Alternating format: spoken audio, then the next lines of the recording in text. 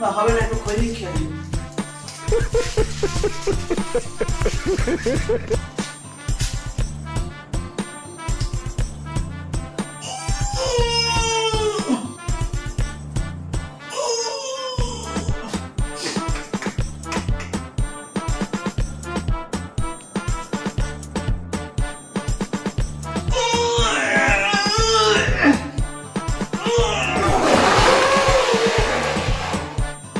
এ বাবা রে, কোমর ভর্তি হয়ে গেছে এখানে।